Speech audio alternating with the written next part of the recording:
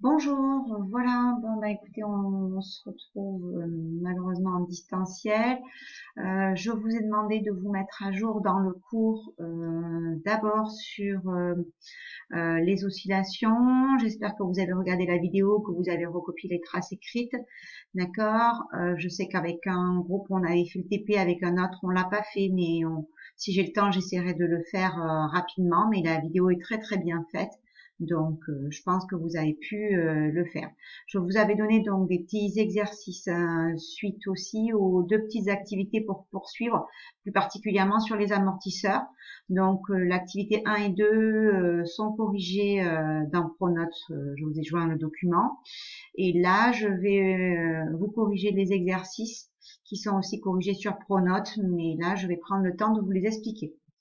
Alors, premier exercice, pour le groupe qui a fait l'expérience, c'est exactement ce que vous avez fait, d'accord? Une masse marquée, un ressort. On tend un petit peu la masse marquée, on lâche et on mesure le temps de 10 oscillations. Donc 10 fois où la masse marquée revient à un point d'équilibre, par exemple là, le point le plus bas.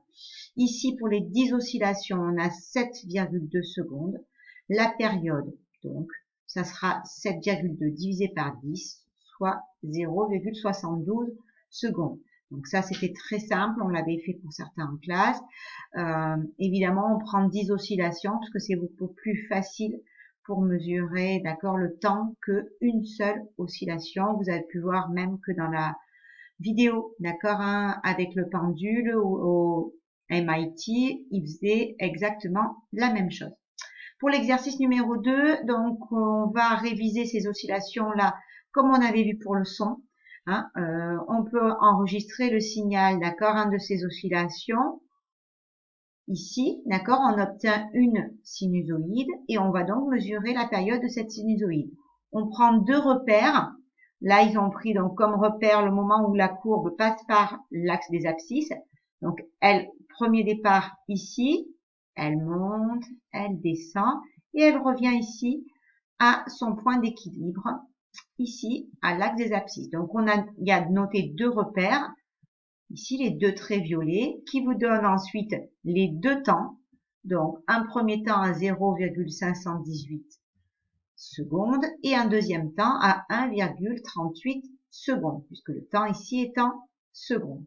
La période, c'est donc la différence, d'accord, entre ces deux temps.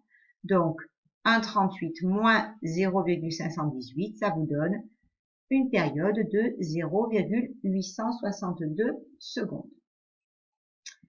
L'exercice numéro 3, on avait cette fois-ci deux enregistrements et on allait comparer ces enregistrements.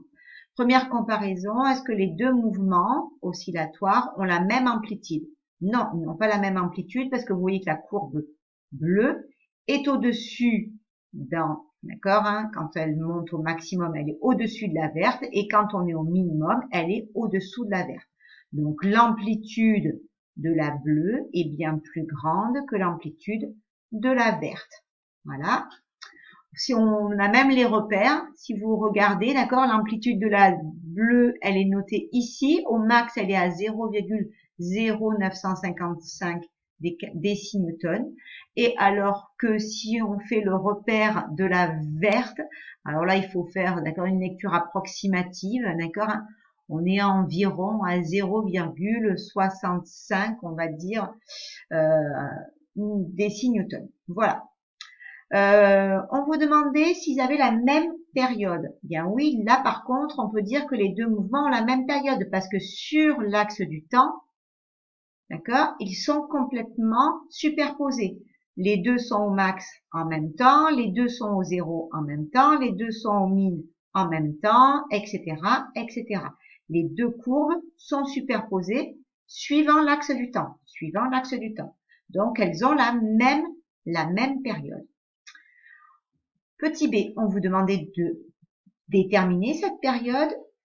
Comme on vient de le faire dans l'exercice 2, on a nos deux repères de temps. Un premier temps ici, donc là ils ont pris comme repère le max, d'accord? Donc un premier temps à 1,17 secondes, un second à 2,11 secondes. On fait la différence. 2,11 moins 1,17, ça nous donne 0,94 secondes. Calcul de la fréquence. Petit rappel, la fréquence, c'est l'inverse de la période. Ici, on l'a vu ça hein, dans le son, d'accord hein. Donc la fréquence se mesure en hertz, la période en secondes. On fait donc la fréquence 1 divisé par 0,94 secondes. Ça nous fait une fréquence de 1,06 Hz. Voilà, environ.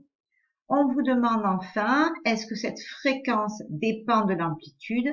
Vous voyez bien que la fréquence, vu qu'elle est liée uniquement à la période, elle est en aucun cas liée à l'amplitude. Parce que vous voyez bien que ces deux mouvements ont des amplitudes différentes, mais une même période. Et la fréquence est uniquement liée à cette période. Donc, elle ne dépend absolument pas de l'amplitude. Elle est uniquement liée à la période. Voilà, j'espère que c'est clair pour vous. Je vous ai donné d'autres petits exercices pour travailler encore fréquence et période. Et on se retrouve la semaine prochaine pour finir ce cours important qui sera au bac. Voilà, bon courage à tous et à la semaine prochaine.